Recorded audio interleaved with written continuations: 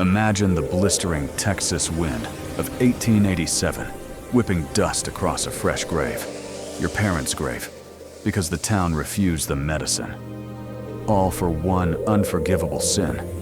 You, Sarah Monroe, a young white widow fighting to save her ranch, married Tawa, the feared Comanche warrior no one dared cross. What started as a cold, forced bargain to stop the railroad from swallowing her land spiraled into betrayal, isolation, and a fight for survival that exposed the town's deepest hypocrisies. Would she run for her life, or stand beside the man they called savage, reclaiming dignity on blood-soaked ground? This true frontier tale ends with a courtroom showdown and quiet redemption that has brought millions to tears. You'll feel it too if you hear it through. If that hook hit hard, smash subscribe, drop a like, and comment. Where are you tuning in from today? Share to spread this powerful story. Let's begin. The sun hung low and merciless over Dry Creek, Texas, in the fall of 1887, baking the dusty streets into cracked clay.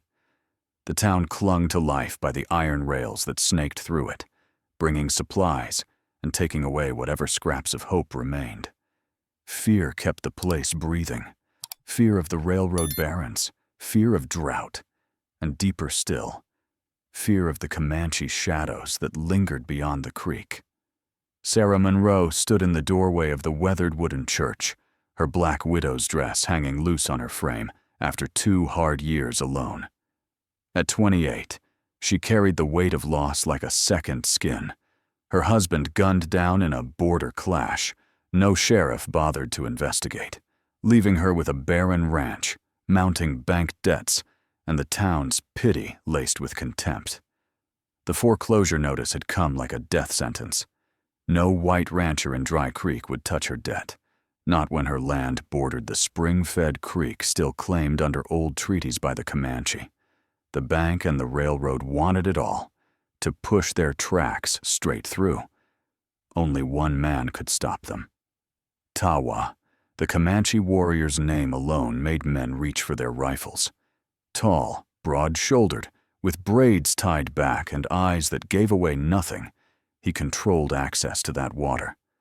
The railroad needed it. The bank feared him enough to hesitate.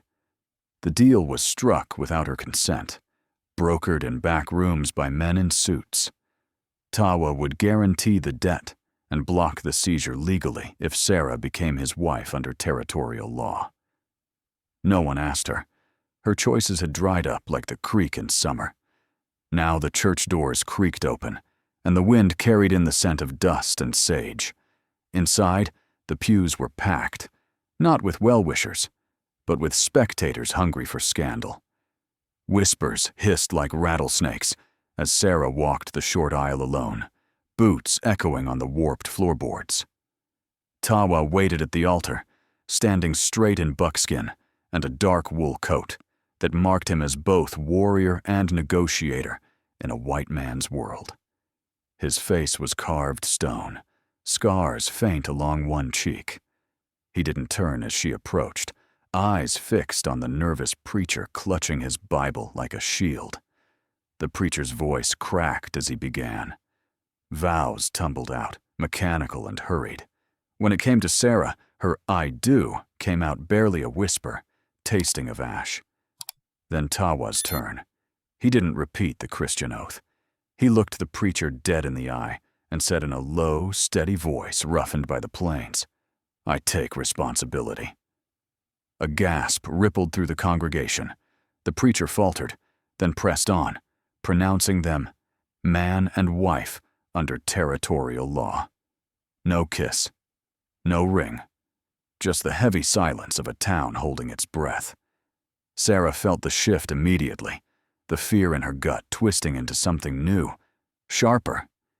This wasn't the brute savagery the dime novels painted. It was calculated and deliberate, and now she belonged to it. As they stepped out into the glaring light, the crowd parted like water around a rock. Women clutched their shawls tighter. Men spat tobacco juice into the dirt, eyes narrowed. No rice thrown, no cheers. Just stares that burned hotter than the sun. That night, the real hostility began. By morning, the general store turned her away. "No credit for your kind," the owner muttered, glancing toward the Comanche land.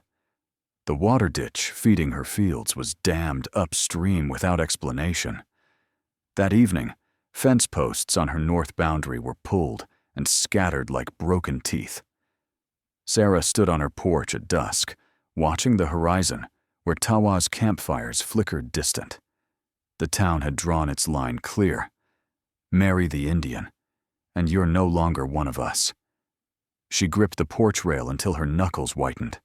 The wind carried whispers of "race traitor" from the streets below.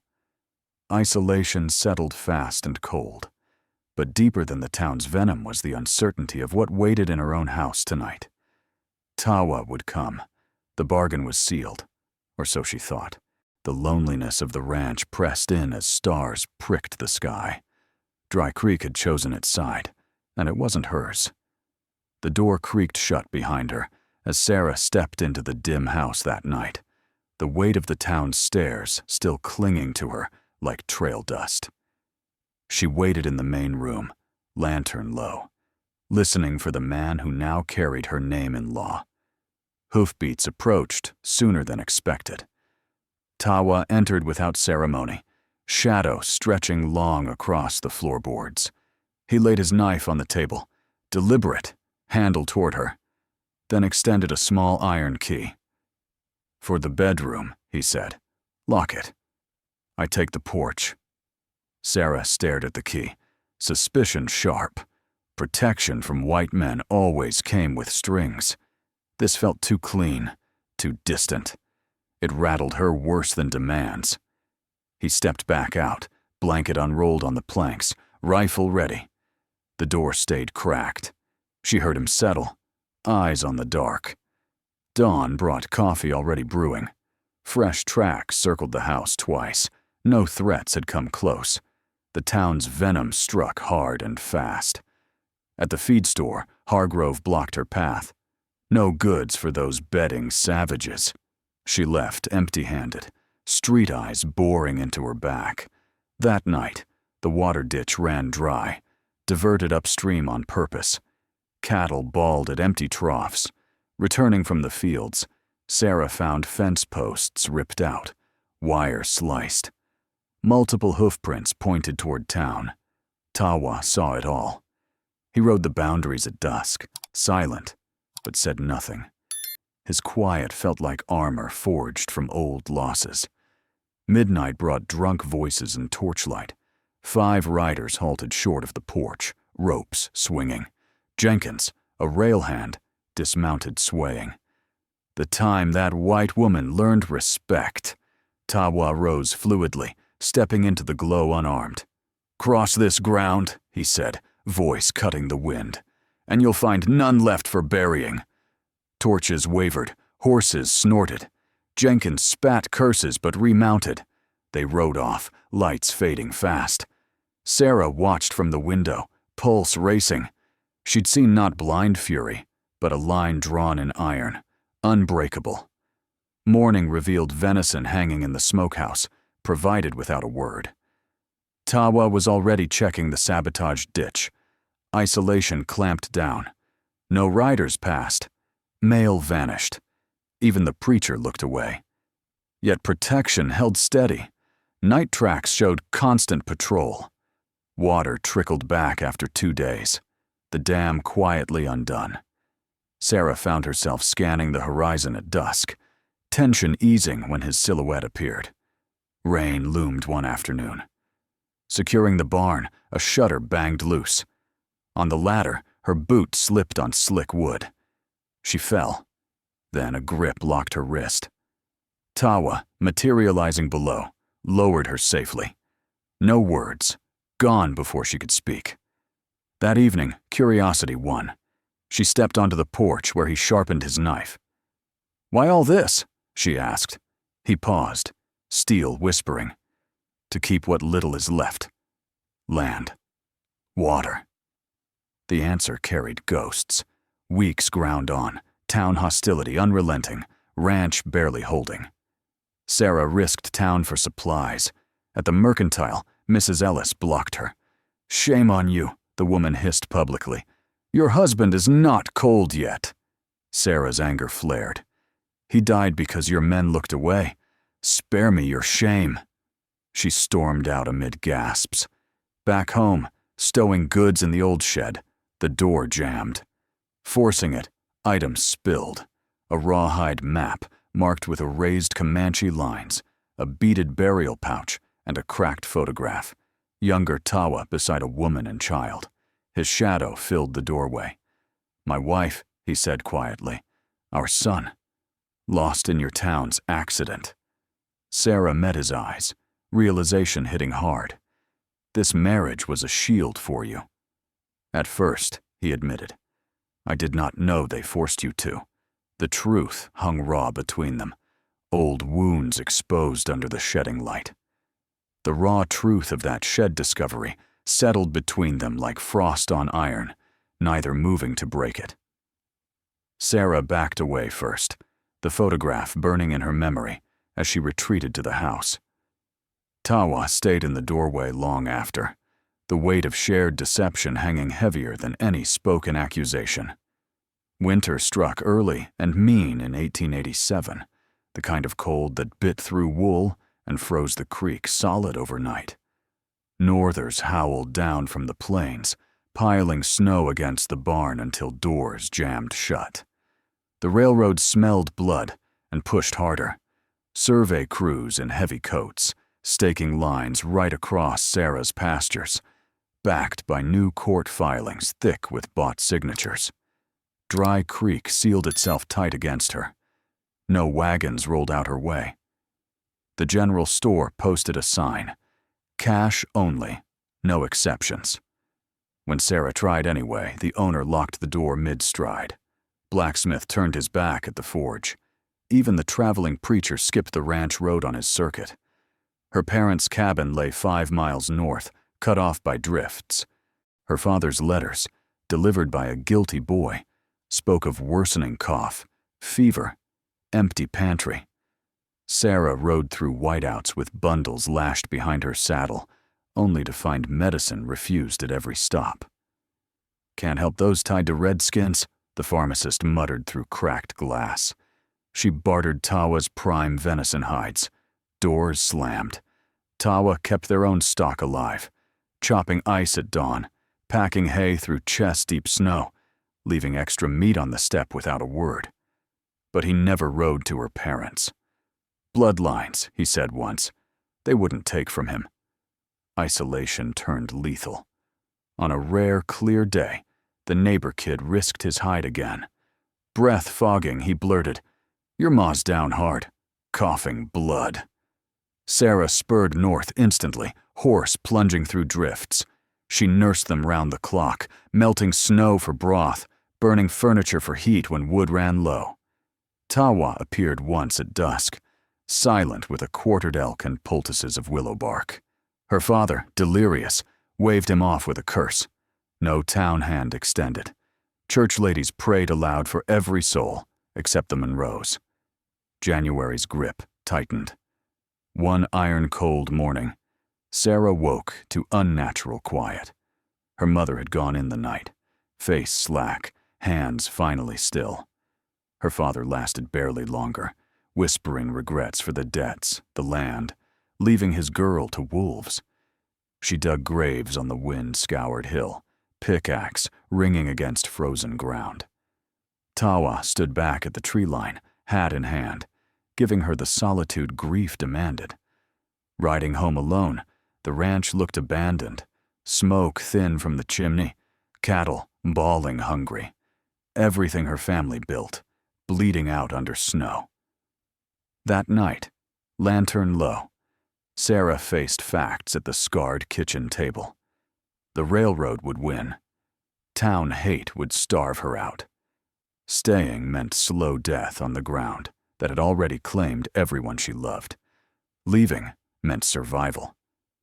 She packed methodically, spare clothes, husband's Colt and cartridge belt, the hidden coffee can of dollars, mother's Bible. Saddlebags bulged heavily with finality.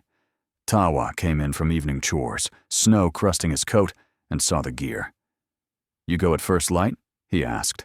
Sarah nodded, throat raw. He added logs to the fire, sparks swirling.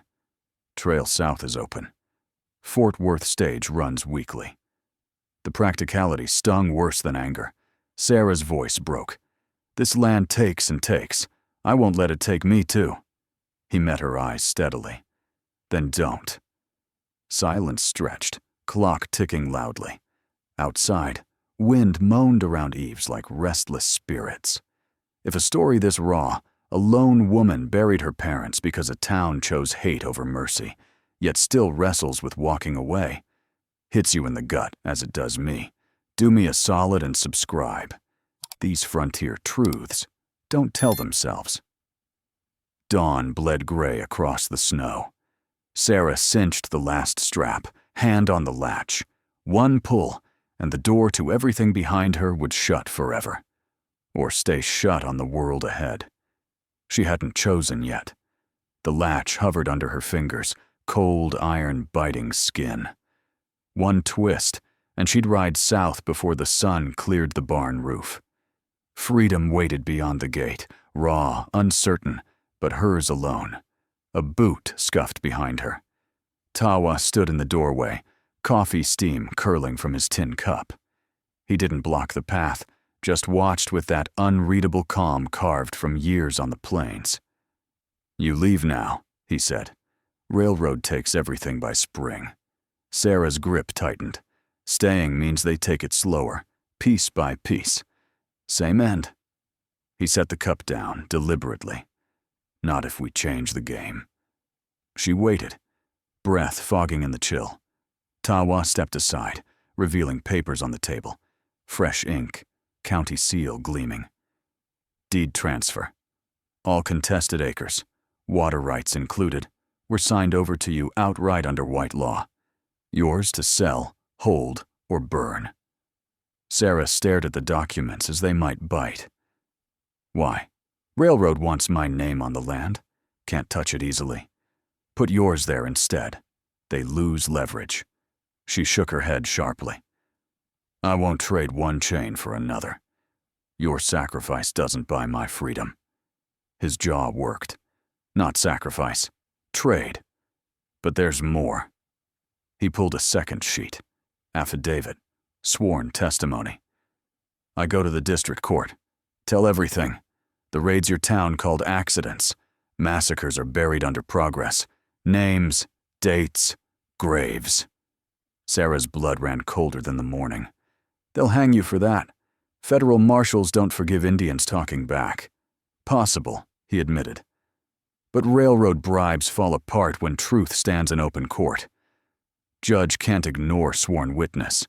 She paced the frozen yard, boots crunching snow. Cattle watched from the corral, ribs showing.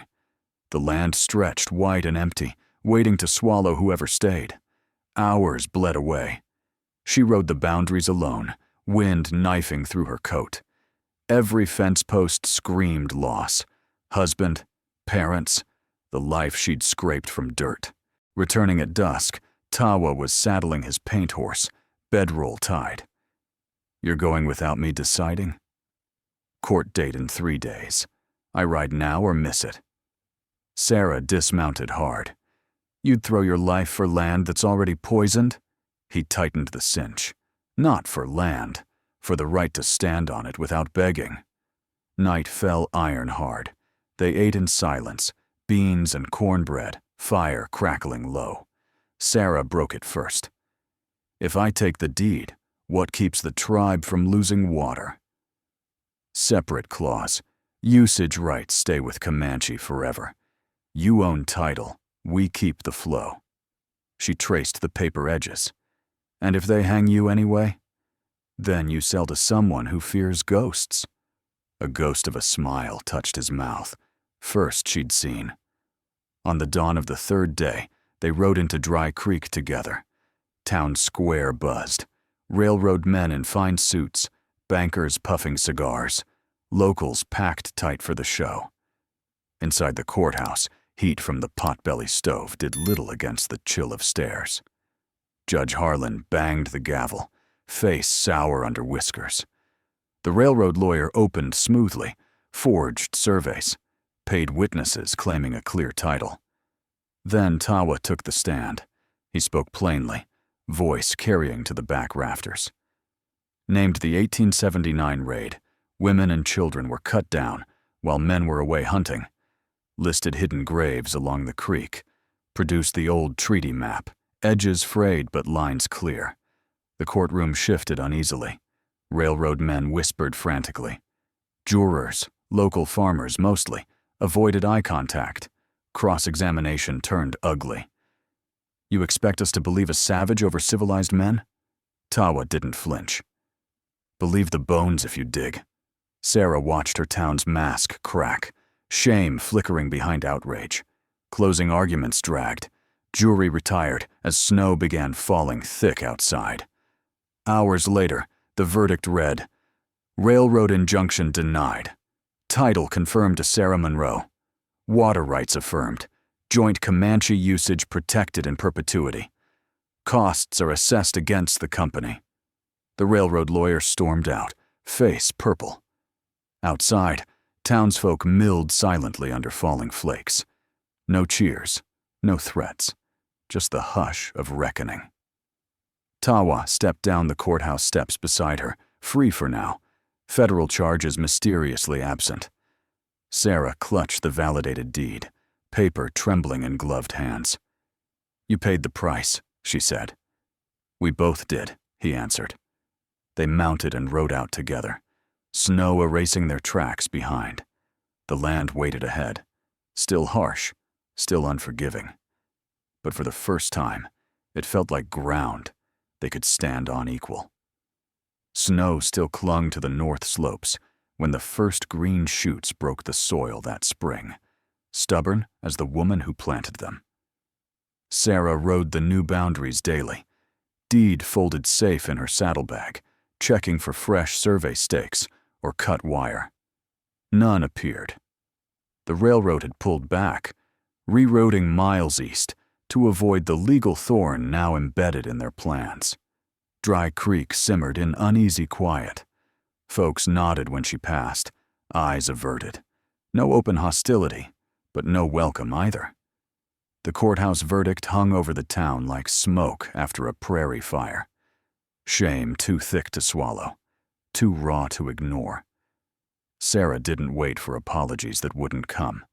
She ordered saplings from the catalog, apple, walnut, pecan, varieties tough enough for thin soil and flash floods.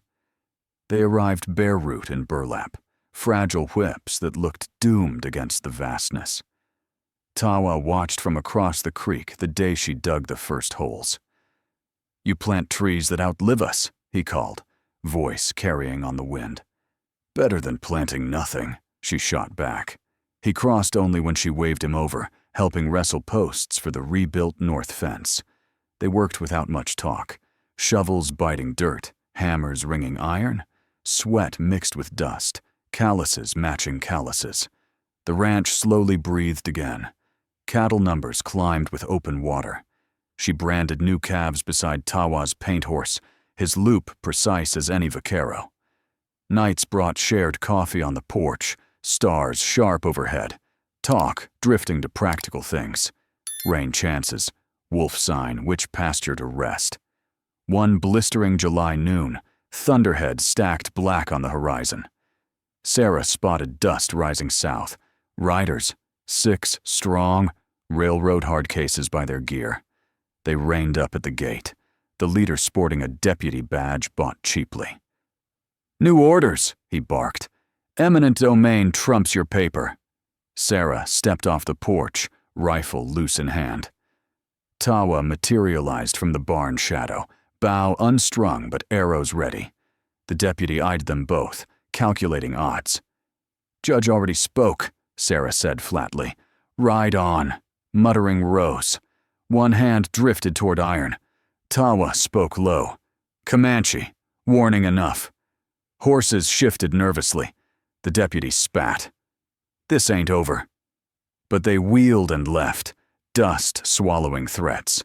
Word spread fast. No second crew came. Fall painted the hills gold. First apples hung small but real. Sarah picked one, bit crisp flesh, juice running chin. She tossed another across the creek. Tawa caught it clean, turned it in scarred fingers, then bit deep. "Good dirt," he said. Winter returned milder. Snow fell lightly, melting quickly. Sarah expanded the orchard, adding a peach tree against the south wall. Tawa brought cedar posts from his side, trading labor for coffee and occasional cornbread. Town edges softened slowly. The blacksmith fixed her plow without grumbling. The mercantile clerk slipped extra nails into the sack. No one spoke the past aloud, but debts shifted quietly. One raw March dawn, federal marshals rode in, an old warrant for Tawa, dredged up spiteful. They demanded he ride peaceably. Sarah met them at the gate, deed and court papers in hand. Lawyer from Austin already telegraphed. Standoff lasted hours, wind whipping coats. Marshals backed down when the lawyer arrived. Warrant was quashed higher up. They left cursing bureaucracy. That night, fire high, Sarah poured whiskey, a rare treat. "To standing ground," she said. Tawa clinked tin cups. "To choose it." Years rolled on, trees thickening, roots gripping deep. Orchards bore heavily, cattle fattened. The fence stayed, but the gates swung open both ways. Dry Creek faded into legend, another ghost town when the railroad bypassed for good. Sarah and Tawa worked the land side by side, not as owners divided, but partners bound by harder stuff than paper. In the West, love didn't conquer, it endured. Like those trees, slow, stubborn, bearing fruit long after storms passed. The horizon stretched endlessly, sun bleeding red into plains. Sarah stood at the orchard edge one evening, hand on rough bark, watching Tawa mend a distant break. No grand gestures, just the quiet rhythm of days earned, not given. And that was enough. Sarah Monroe and Tawa didn't find fairy tale love in the harsh Texas frontier. They forged something tougher. Dignity reclaimed on land, soaked in blood and betrayal. A white widow and a Comanche warrior stood together against a town that chose hate, turning forced marriage into a hard-won partnership, planting trees that would outlast their storms. What about you? Was Sarah right to stay and fight for that ground, or should she have ridden away when she had the chance? Drop your thoughts in the comments. I read every one. Thanks for listening all the way through. Your time means a lot. If this story moved you, hit like, share it, and subscribe for more untold frontier truths. Stick around. The next one might hit even harder.